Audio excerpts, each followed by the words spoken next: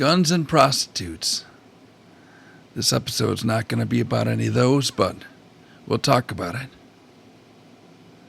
This episode's the Marquette Park neighborhood, which is like the community of Chicago Lawn community, right? 77 communities, neighborhood communities, 178 neighborhoods inside Chicago. So, Marquette Park is a neighborhood inside Chicago Lawn community, inside the city of Chicago, southwest side of Chicago. That's right. And I thought I'd give a little intro into driving into the neighborhood, so that's what we're doing here. The Ashburn neighborhood, which on the left-hand side, behind what used to be Burger King there, it's now going to become something else, was shut down for a while. I talked to a little Mexican girl and her father. Well, she wasn't very little. She was some kind of nurse or some kind of medical something. And she said that in the Ashburn neighborhood on the left there, on the left-hand side, that the neighborhood's getting better. But back in the day, they used to have those cartel or those gang traffic stops in the neighborhood.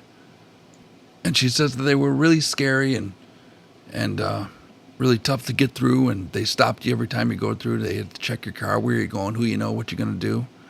And I don't know why they stopped the people in the community. I don't know the specifics in that, but I guess it's not happening anymore. But I've been through one of those traffic stops before. I got stopped by some groups of gangbangers in the street and asked me where I'm going, who I know, and what I'm doing. Pretty interesting stuff here on the south side of Chicago, southwest side. But if you think it's dangerous, like I said, the girl said that she guessed the police cleaned them up and they're not in the streets no more, stopping people coming into the neighborhood or leaving the neighborhood, so on and so forth. But you don't want to hear about that, do you? You want to hear about Marquette Park. Or you want to hear about guns and prostitutes, right? That's right. Nabisco on the left. A lot of people used to work in Nabisco in the neighborhood. I don't know how it's doing now, but on the other side where you can't see is a place called Lugano's Pizza, where I've had a gun to my head probably about more than 20 years ago, 25 years ago possibly. I used to date a little Mexican girl that used to work there, and her and this guy named Flaco used to work there and make pizzas and whatever. And I used to stop there after work and have a beer and hang out. And a couple black youths came in and stuck a gun and took their money. And I thought it was a joke because I'd never seen anything like that before. And I didn't, and so I was standing up next to the counter, and then those guys came to my head and put a gun to my head, and they're like, "Give me your fucking money." And I don't remember exactly what they said. They're like, "Give me your fucking money, man." And I was like, "Dude, I ain't got none, man. I ain't got no money." And he's like, "You better give me your fucking money or shoot you." Or I don't know what the words, the terminology was probably a lot different than the way I speak. And I patted my pockets, and I was like, "Oh, damn, here's my wallet. I found it. Look what I got. I got my wallet. Wow, look at this." And those guys looked at me, they're like, "Man, you're fucking crazy, man." And then they took the wallet, and one guy was standing at the door with a bag. And the other guy with the gun took the money and threw it in the bag. And then they ran off. The police came, and I don't know. Nothing happened, right? Because the guys took off. But those guys must have threw my wallet to the floor or something. And then the mailman took it and put it in the mailbox. And so I got my wallet back. No money, but I got my wallet back. Well, my IDs. But this wasn't always a dangerous neighborhood. And it's actually getting better, surprisingly. I was driving down here 71st Street, or 73rd Street, and like a couple months ago, and I saw a pretty girl walking down the street, pretty little Mexican girl walking down the street. And I was like, "What the hell?" And it was like 10 o'clock at night, or maybe 9 o'clock or something like that. And I was like, "What the hell?" And it was dark out. And I was like, "That's weird." And then I went another block up, and I seen a Mexican guy with a Mexican girl holding hands walking down the street romantic night out. And I was like, this neighborhood's so dangerous. How did he get out here? And then I drove another block, and I had seen some Mexican dude working on his engine to his car in the middle of the night. And I was like, man, this neighborhood's different now. So, I don't know. But initially, this neighborhood, maybe 35, 40 years ago, was Lithuanian. A lot of Lithuanian. 50 years ago, Lithuanian. A lot of the Lithuanian moved from straight from Lithuania, and some moved from back of the yards neighborhood because a lot of Lithuanians lived in the back of the yards where they're working at the stockyards there. Which at the stockyards, I believe, was mostly Bohemian previously, and then the Lithuanians came and they etched their language over their Bohemian letters, and it became a Lithuanian neighborhood. For a little while, and then Polish. But now it's a Mexican neighborhood, the back of the yards. And then, so Marquette Park became Lithuanian when they started moving there to the Marquette Park area. And there's a lot of, like, cultural things, Lithuanian cultural things in the neighborhood. Well, they used to be. And the neighborhood grew to be like a really cool place, a really good neighborhood in Chicago. And growing up on 37th and Plina, when I used to come to see my family on 73rd, or in Marquette Park area, it was like going into a different town. It was like a suburb or something. It was like really nice. It was well kept. The grass was real nice, and everything was, in order in Marquette Park compared to McKinley Park area. I think a lot of cops and firemen used to live in the area at one time. So there was a lot of order, and there was a lot of the way society was structured back then. It was different, and so that's what made it a nicer neighborhood at that time compared to where I grew up. But up until like maybe the 90s, it started getting a little bit crazy. And then the 2000s, forget about it. It just got dangerous. And like I said, gun to my head. Got robbed twice with a gun in that neighborhood in Marquette Park. Had my car stolen twice there as well. A lot of crazy things. Maybe I could fit them into this episode. But yeah, it was a close-knit community back then. Everybody was together, and there was a lot of family and friends and neighbors, and everybody knew each other. And it was that's how it kind of was back then. So nowadays, I talk to a lot of youth in the neighborhoods throughout Chicago, and they say that a lot of people say that a lot of kids say that they don't go outside because it's too dangerous to go outside. That's why the crime level is down in Chicago, is because it's too dangerous outside. Lots of people, lots of youths. I think the majority of them tell me that they do not go outside unless they're on their way somewhere, but they don't play outside. They don't go in their neighborhoods. If you see my previous episodes, like in Austin neighborhood, or was it Garfield Park? I don't remember. People say that they don't eat in the local restaurants because they might run into the wrong crowd that's, in that restaurant, So that's why the crime is down, because Chicago's gotten really crazy in the last 10 years or so. More or less.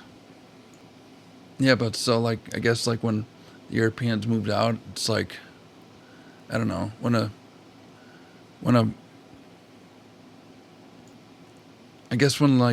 community starts to disconnect from each other, from their family and community and friends and neighbors and stuff like that, and they disconnect, and they become like these hunters and gatherers, right? Searching for meat. And then they become the meat. They're easily taken over, right, by the people that stick together, that have a bond, a family and connection, and a culture that they stick to and they're proud of.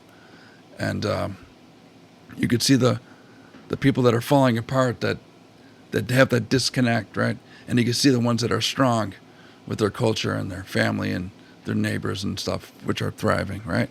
And able to overcome, right? Because that's how it works, isn't it? Don't become a hunter and gatherer.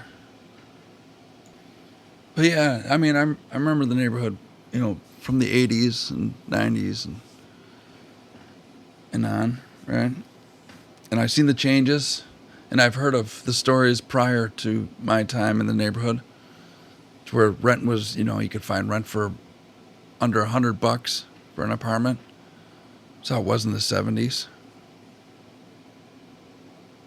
Even some parts of the 70s, you could rent like apartment for like $30 a week, and prior to the 70s as well, because there was a lot of like people working, maybe migrants, I guess. Well, I don't know. I don't know why anybody would rent an apartment for a week, right? Who likes to move? Unless all they had was like a bag of clothes. I don't know. Yeah, so the neighborhood was interesting.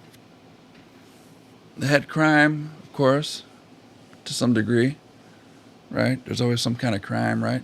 Humans are never perfect, right? But when we were young, we were never afraid to go outside in Marquette Park area. You didn't often hear about guns to people's heads back in the day. But cars were stolen, that's for sure. 'Cause my grandfather used to leave his cars running out in the street when they run into the houses, and he'd come back out and his car would be stolen. So that happened in the 50s and 60s. So that did happen. Crime did happen in the Marquette Park area.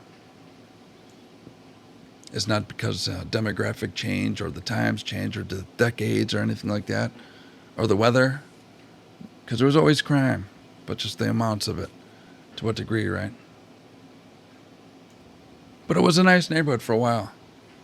I remember a lot of people in a lot of different streets, and I had a buddy that lived on 71st, and he knew a lot of girls and dudes around it we'd hang out with.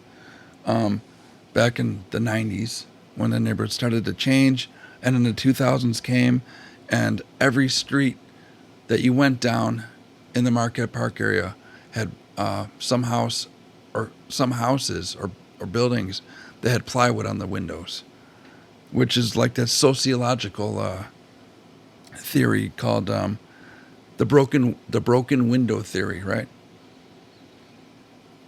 Which is like, it's basically saying there's signs of like disorder and crime and stuff like that. That when you see broken windows everywhere in the neighborhood, that means you're going to see some kind of crime and there's poverty or something like that, right? Sociologically. So up until the 80s and 90s, there was windows, and in the 2000s was broken windows. Not everywhere, but there was. On every street. I remember driving down every street and seeing that.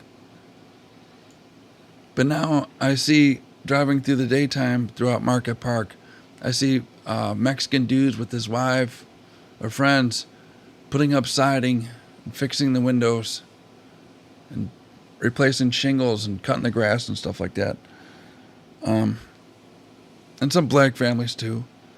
So the neighborhood's changing for the better. The question is, how much better? I don't know. Because I've talked to some people that said,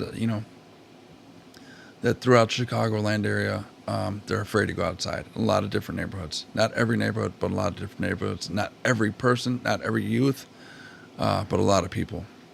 And I talked to a young kid that told me about on 59th and Spalding, there was a brothel. Yeah? I guess there was some Venezuelan gang or guys that held a brothel, women for sex, prostitutes, right? And it was on 59th and Spalding. And so I guess the story goes is that the Venezuelans were outside smoking cigarettes or just hanging out in front of their building, and some Mexican gang came by and shot at them. And then the police came, to see what the bullets were doing, why there was bullets, and then they found that there was prostitutes. They're like, what the hell? Why didn't anybody invite me, man? So, yeah. So that's an interesting neighborhood now. brothels, prostitutes, you know, guns, gangs, boarded up windows getting fixed now.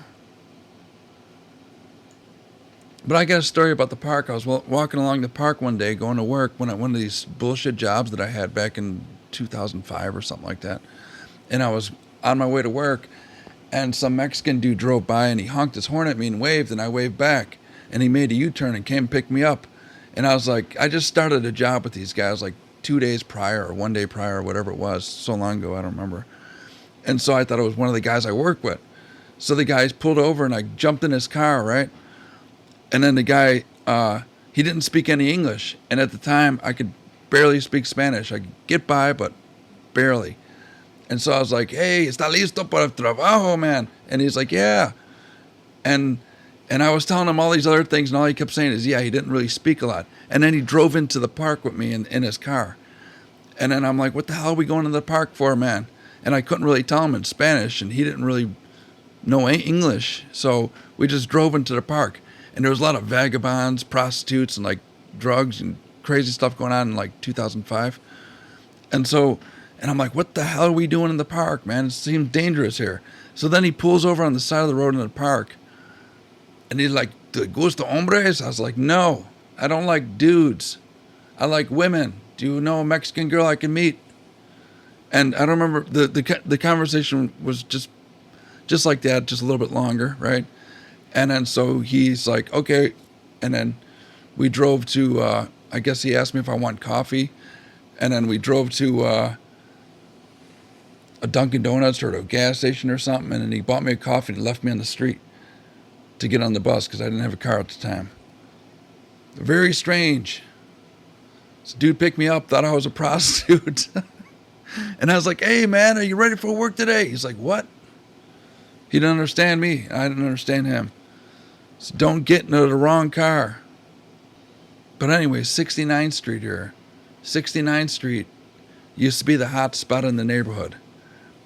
I heard from a couple different sources that there was either 13 or 19 bars on this strip from California to Western on 69th Street.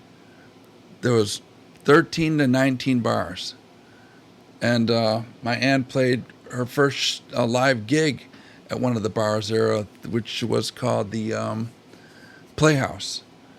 And then there was the Lith Club, and I forget the other name. I'll think of it. There was a lot of different bars over there. And there was a speakeasy bar. And it's knocked down now. It used to be across the street from a Tasty Freeze, which is also leveled now. But there's a bakery there that used to have the best bacon buns and rye bread. But that still stands, but hasn't been knocked down yet. Soon. And it's interesting how like really cool streets at one time could become lame. I don't know. I don't know if somebody else might think 69th Street is pretty cool, but it looks lame to me. But if you look at some of the buildings here on 69th Street, you could see where the bars could have been at one time. I know the Speakeasy Bar, it was in the middle of the block there. It's right next to the medical place that used to be a grocery store years ago. But a lot of my aunts didn't go to those bars. They did, but not as much as my uncle did because there was a lot of pool leagues back then. And so a lot of these bars used to have a lot of different pool leagues. People used to play it. So one team plays the team across the street. And then the other one plays down the block, right? So that's how it went back then. So yeah, there was a lot of community back in the 70s and 80s. Or maybe 70s and prior, right? 80s too. So Western Avenue here used to be the western edge of Chicago at one time. There was the border western part of Chicago, and then it hit like suburbs until they annexed the other parts of Chicago, or other suburbs to Chicago. And West Lawn was its own place at one time, and then Chicago was like, we want you, man. Join us. But in the mid 20th century, Western Avenue became like 1950s, 60s, 70s, 80s, possibly as well, some of the 80s. Western Avenue was a dividing line from the neighborhood to the east and the neighborhood to the west. The black families lived on the east side of Western, and the European side on the west side of Western Avenue. And neither crossed either side because unless they wanted trouble. And that's how it was back then. And if you look through some of the old archive newspapers, that you'll see that incidents had happened at the time when people crossed over on the wrong side. But Western Avenue is an interesting street. About a mile up north, there used to be a it was a movie theater for porno, and it was like, I think initially like a some kind of vehicle or truck driving thing, and the movie theater was called Highway, and it's not there anymore. But in the late 70s, it became some kind of porn watching movie theater. Like, what the hell kind of guys want to sit in a movie theater and watch porn? But I guess they did on Western Avenue at the Highway Theater, right? Yeah, so very interesting history. A lot of stuff that was once there, not no more. And then the other side of the tracks there was the drive-in theater. And the drive-in theater's not there anymore. I think it was like a Swaparama or some kind of like thrift store, or some kind of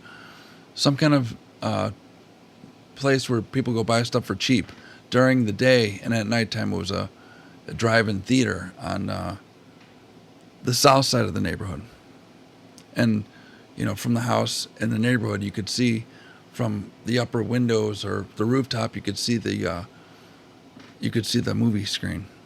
And sometimes they would have softcore porn, and you would see boobs over the trees, yeah.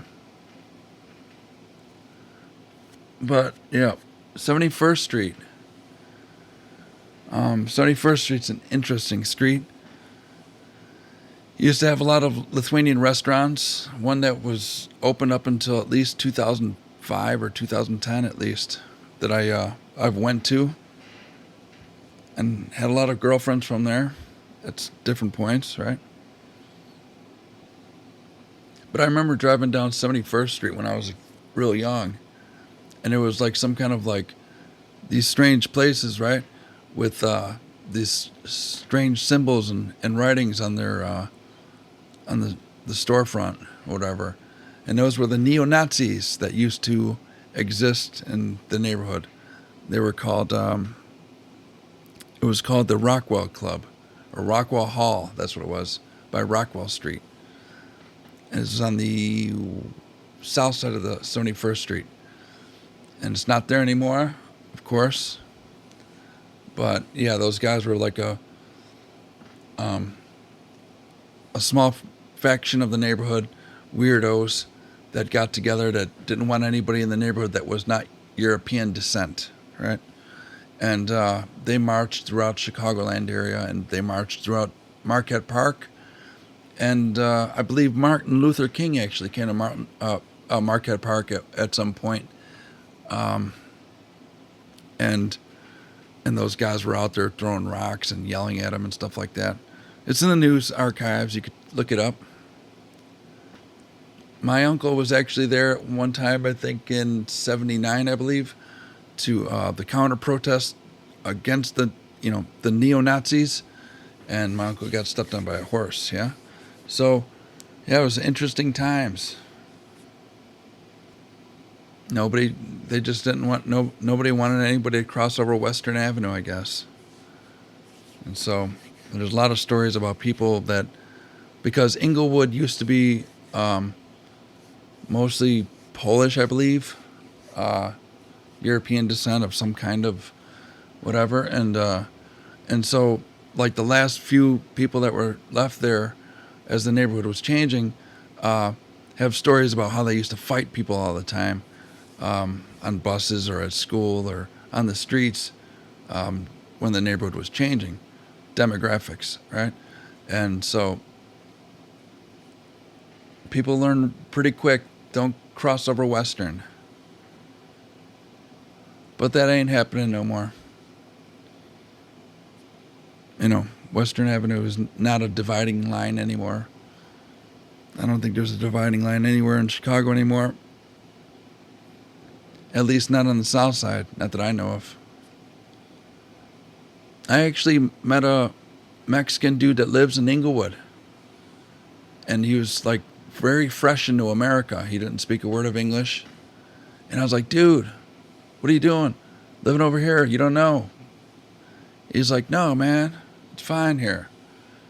And down the street from him, there was like some other Mexican guys loading their trucks up with ladders and stuff. And so I was like, oh, the neighborhood's changing. And so Englewood may someday become like another place to get tacos, I guess. I don't know. It seems that's the way Marquette Park is turning, right?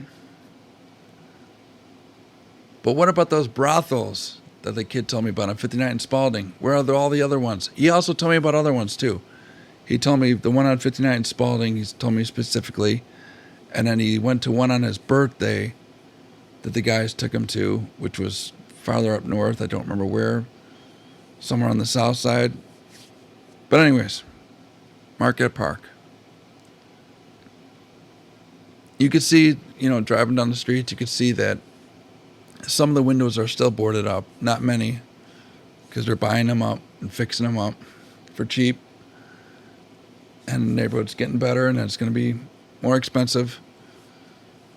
They'll probably charge you $1,500 a month for rent, which they do in most of Chicago. Middle class, right? Middle class got to pay somewhere around $1,500 a month for rent, approximately, maybe even $1,800 at some places like Bronzeville, where people are afraid to go outside in some places, but they got to pay $1,800 a month for rent. I met a woman in Hyde Park that she said that she hates Chicago water. She's like, you drink that stuff? I say, yeah, I drink it all the time through a filter. She's like, doesn't it come out brown? I was like, no, that's your pipes in your house. You pay $1,500 a month for rent for a place that has old pipes. Tell your landlord, it's not the city, it's your pipes. But yeah, she was shocked when I told her that I drink the water. She thought Chicago water was literally brown, like what she has coming out of her sink, but I drink it all the time, Michigan water. But they closed the beaches down like a couple weeks ago for E. coli and bacteria, however that got there. Like the beaches just opened and people started swimming in it. And the people have E. coli underneath their armpits and bacteria between their cheeks. And now it's in the water, so probably not drink the water. They're like, screw it, everybody drinks bottled water anyways, as if they lived on the farm where there's well water. Nobody trusts you anymore. Buy bottled water. Yeah, so I believe that building near Onesti's Pizza there was the Nazi building. And there's footage if you want to look it up, the building. The Onesti's Pizza used to, a lot of my family worked there. A lot of neighborhood people work there throughout the years. That place has been around probably since at least the 60s or 70s, I'm guessing. And they have really good pizza. I remember it was good back then. I haven't had it in a while, but it was pretty damn good back then. I'm sure it still is, for as long as it stays in business. And I think my aunt told me that she used to work at Onesti's Pizza, which the Nazis were the freaky Nazis, the creepy, weird, fringe dudes were doing their thing over there. And then next to them, I believe, was Poster Plus, which was like a head shop, and they had some kind of like posters, some kind of weird shit, right? Doesn't exist anymore. Onesti still does, though. It's probably the only thing in the whole neighborhood that still exists besides the church, right? And I didn't talk about that church that we passed up. The Nativity was built in 1952, based off the Baroque Lithuanian art kind of style for Lithuanians when, they come in, because cultures usually come in and they want everything to represent their culture, right? When they have togetherness, right? When they're all connected with family, friends, and culture, they want to be surrounded by culture and all that stuff, right? And so that's why they had that church and they had all these clubs and bars and stuff that was Lithuanian based, right? It's not there anymore. Some of it is. Soon to change. Even the street names. But yeah, it was cool. It was good. It was good while it lasted, right? For that one community. Now it's good for some other community, right? Back in the day, though, just like I mentioned in my other episodes, like Garfield Park and Lawndale. Well, I didn't get to Lawndale yet, did I? Yeah, because a lot of people didn't answer the phone when I asked for their phone number to do interviews. But so be it. But a lot of people used to sleep in parks in Chicagoland area, probably throughout America, in the 60s and 50s and prior, because air conditioner and central air wasn't much of a thing by that time, especially in the 30s and 40s and 50s, especially for the poorer people. The richer people had bathrooms and they didn't have to go to public baths, which were all over Chicago at one time. Public baths for men for certain days and women other days. When people would be in these houses without central air, they would go sleep in the parks. And Marquette Park was one of the parks where people used to sleep at overnight, just like the Jewish did in Lawndale and Garfield Park back in the 30s, 40s, and 50s. And somebody got raped or killed or some kind of crazy thing happened some particular night, and the government or the officials called it off and told everybody, no more sleeping at the park, stay in your hot fucking houses, get a fan, get a cold rag of water and put it on your face, and then people stayed home. But there's some people that still remember those days and or heard of those times, and you can find some people on YouTube talking about it, of people sleeping in the park, like hundreds of people getting together and sleeping on blankets. Yeah, they didn't have tents. They just slept on blankets. It wasn't tent city. It was a fucking sleeping on blankets, like the Indians. Just natural, right? They got their jugs of water, and they slept in the grass, the cold grass. I think how they explain it. The cold grass kept them cool, right? Throughout the night, because it was so hot. It was climate change in the 30s and 40s too, don't forget. But yeah, that's what used to happen in Marquette Park, believe it or not.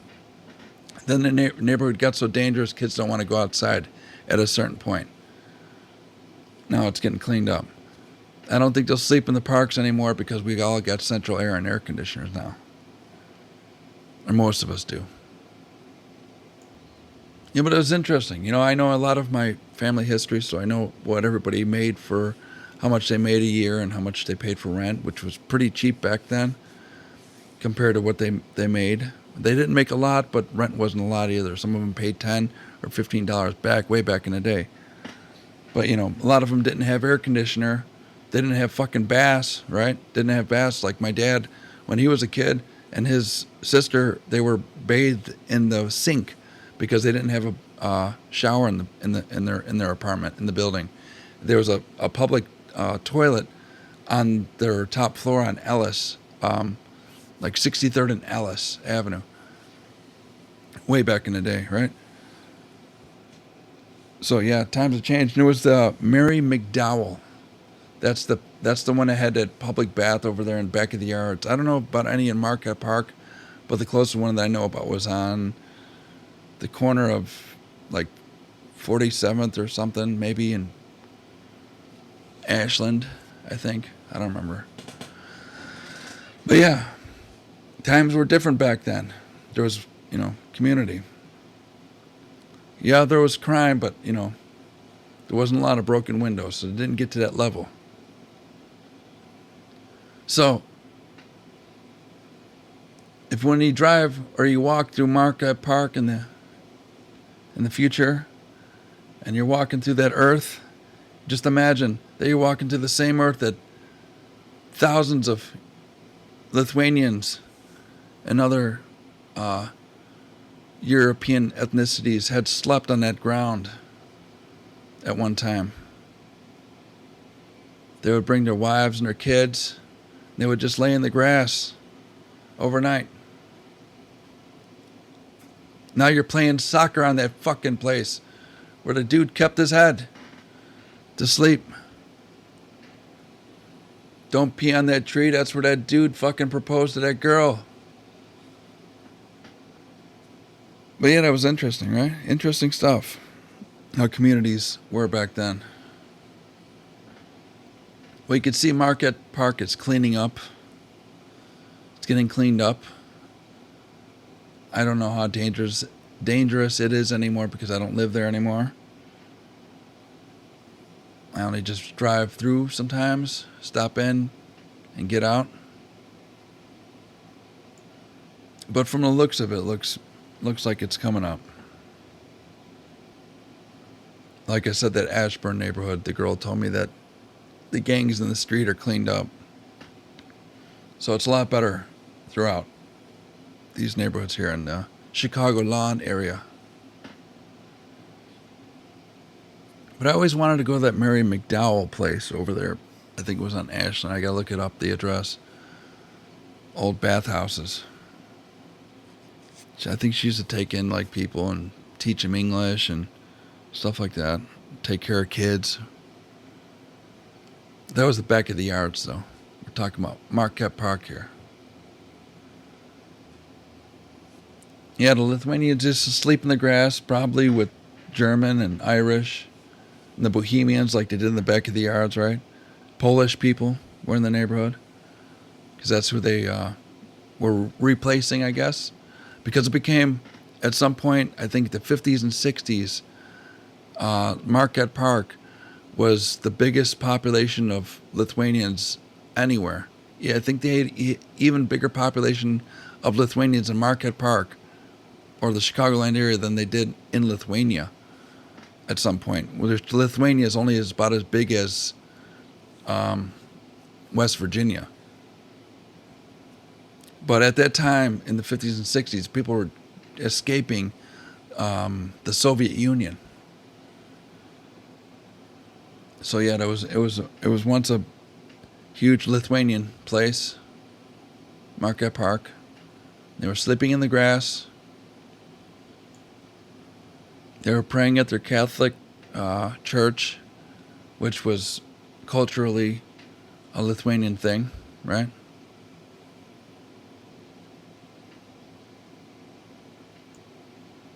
But that's historically, right? That's the history of it.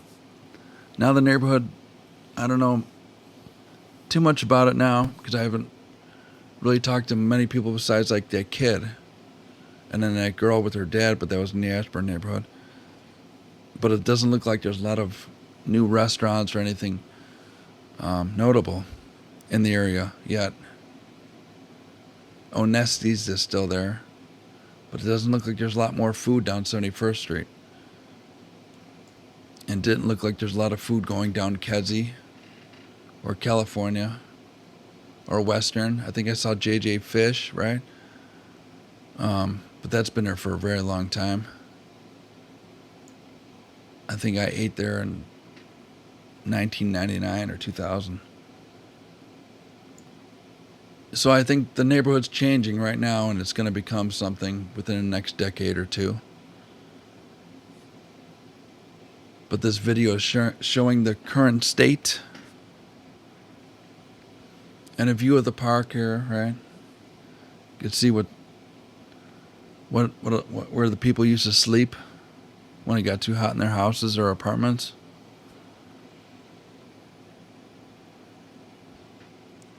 So yeah, you could come and buy a house over here in Marquette Park for $300,000 or $400,000, which is probably the going price, more or less, right? Unless it's a fixer upper, it might be 100,000, 200,000, depending on what it is. And rent probably $1,500. Might find something a little cheaper, a little bit more expensive than that. But that's like usually the going price throughout Chicagoland area, the south side that I know about. Unless you get to a hot area like Pilsen where it's skyrocketing. But anyways, I'm just showing the neighborhood what it looks like, talking about what it used to look like and what it might become. And that's about it. And then we're going to drive out north on Kedzie to 63rd Street, make a left on 63rd, and take that to the western edge of Chicago, which becomes Summit, the suburb of Summit on the other side of Harlem on 63rd. And you can see how dangerous 63rd Street is. Because people say, oh, 63rd is so dangerous. And I'm like, yeah, maybe at some point for gangbangers or something like that. But for normal people, it's not terrible.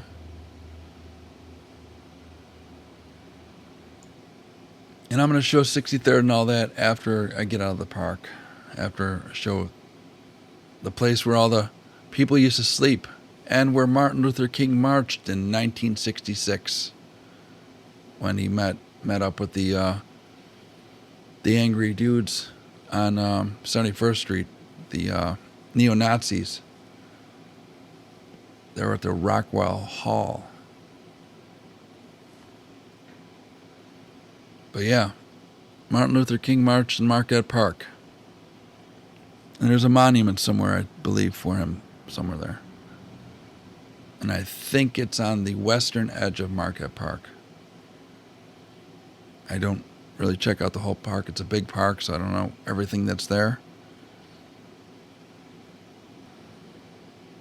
I heard about some pictures about big gatherings there of people that may have been sleeping there because it was a big hangout at one time, especially near the corner of 67th and California.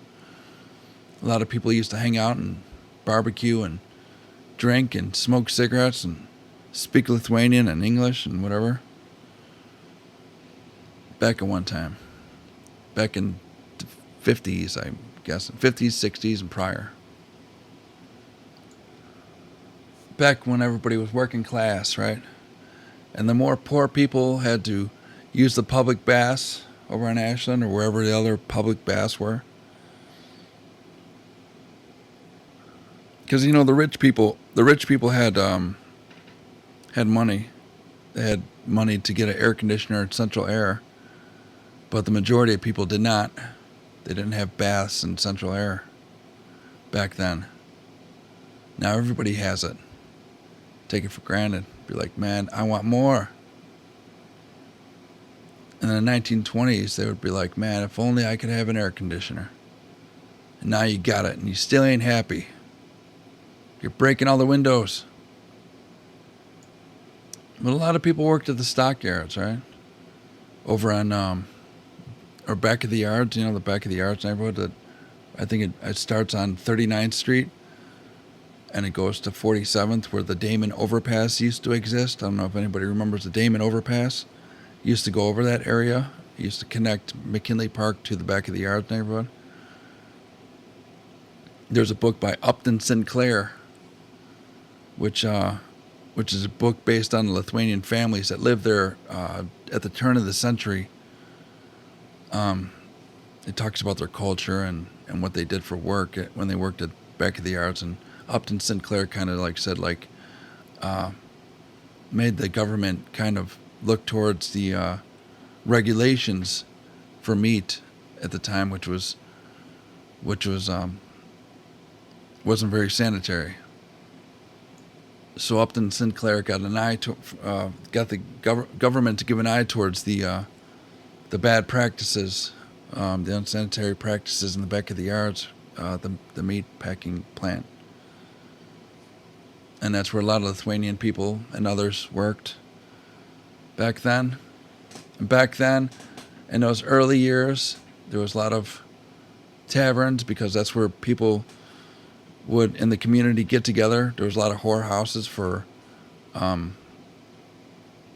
new immigrants or single men that just, come to work and they don't have anybody, so they're like, I guess I'll just go to the brothel again. But yeah, the Upton Sinclair book's pretty cool. Pretty interesting.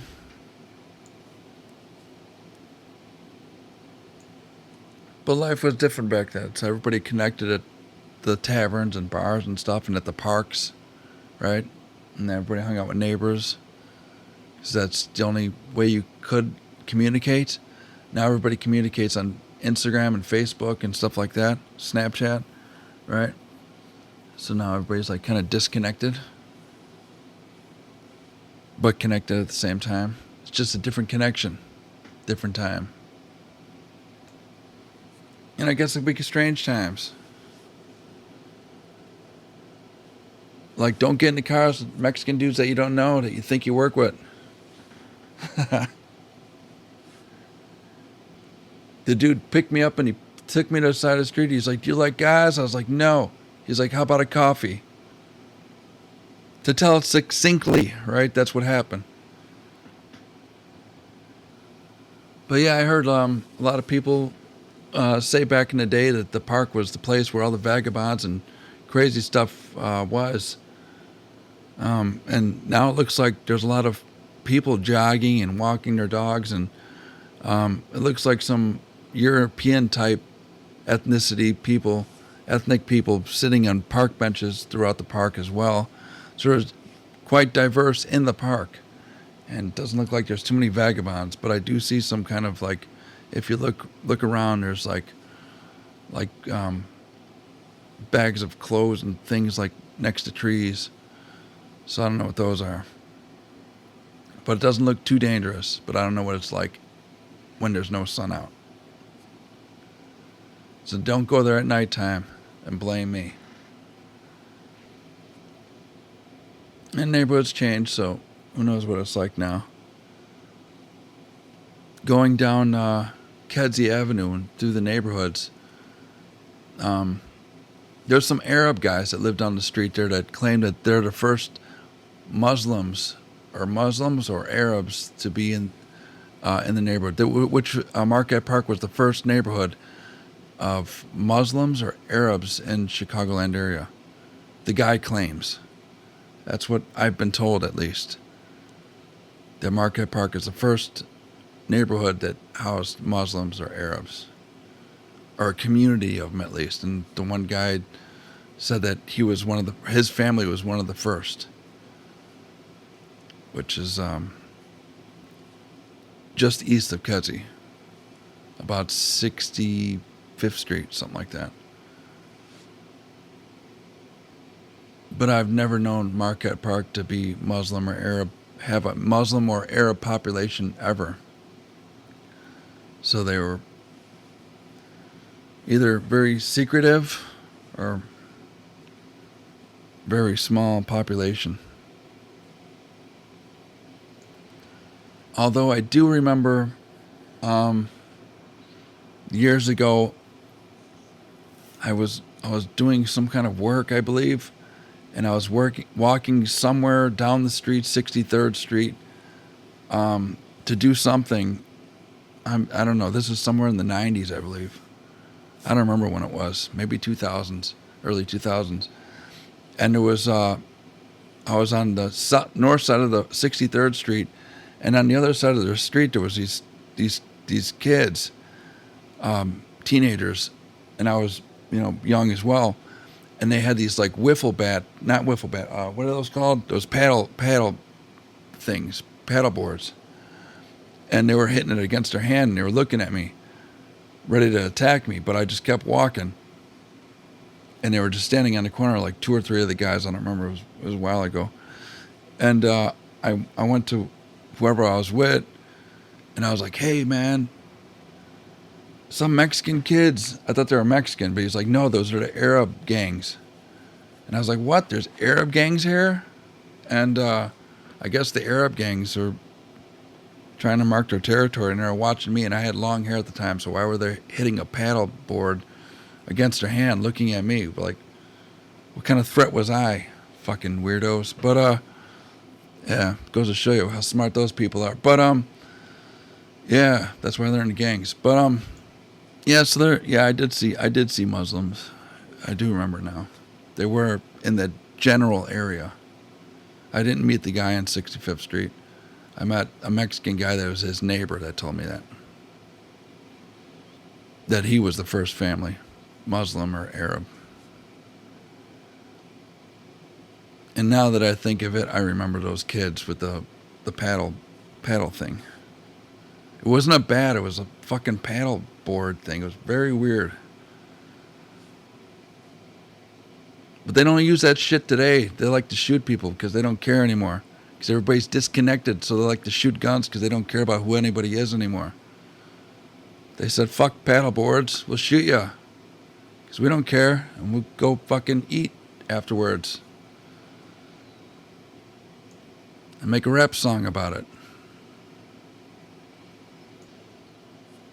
But yeah, most of the 90s, everything was changing already. And a lot of the bars were already becoming Latin. Because 67th Street was mostly Latin on the north side of the street. And then the south side was mostly black families by the 2000s. Now it's becoming Latin almost everywhere. But throughout that neighborhood. But yeah, I remember 63rd Street. My mom used to bartend on it. There used to be a lot of bars on that street, but there was a lot of vagabonds and like a lot of weirdos coming from from other neighborhoods coming there, causing trouble as well. Like a lot of bikers and weirdos back in the 60s and 70s as well, and 80s. So it wasn't always kind there, right? It's just a different type of noise back in the day.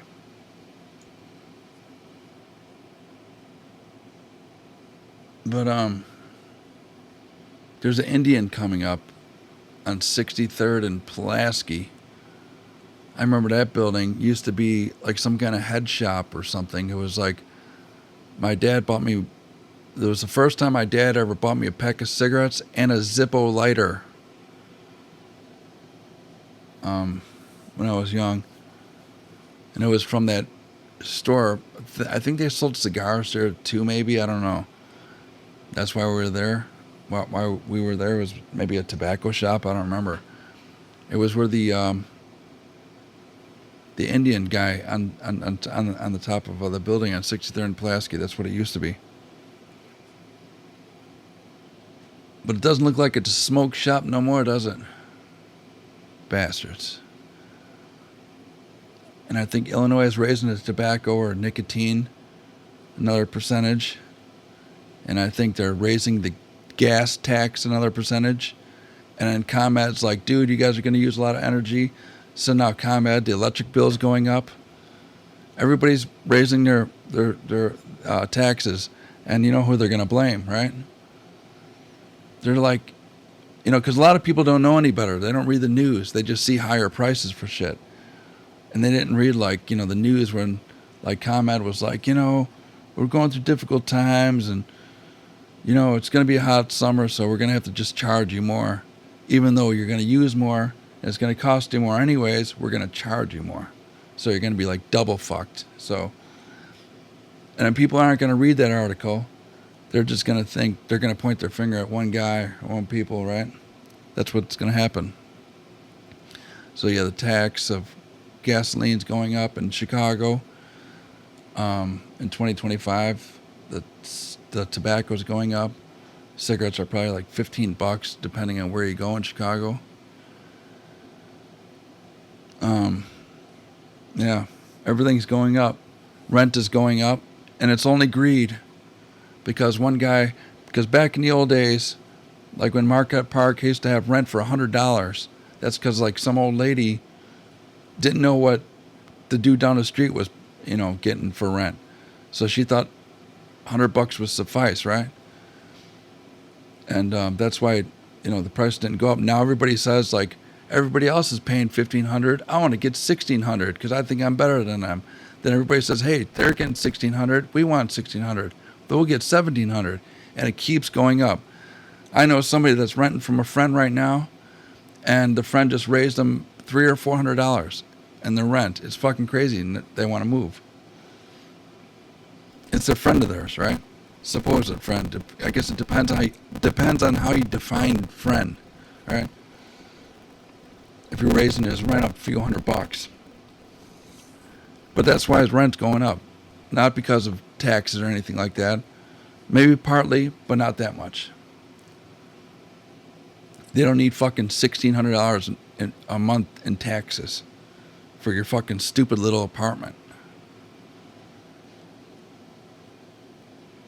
And I wonder where all that tax money goes for the cigarettes, right? So every time somebody buys a pack of cigarettes, you got to thank them because they're paying a lot of money in tax. They're probably paying more in tax than they are for the actual cigarettes. That's for sure. And that tax money is going somewhere. Maybe to migrants, maybe to keep the street lights on. I don't know. It's going somewhere, and wherever it's going, it's not working, is it?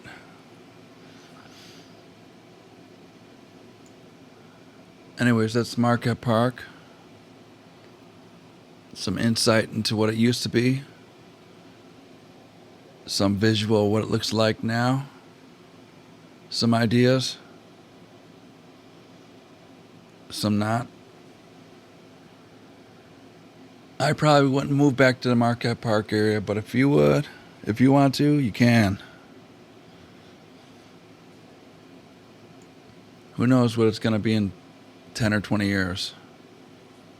Could be anything.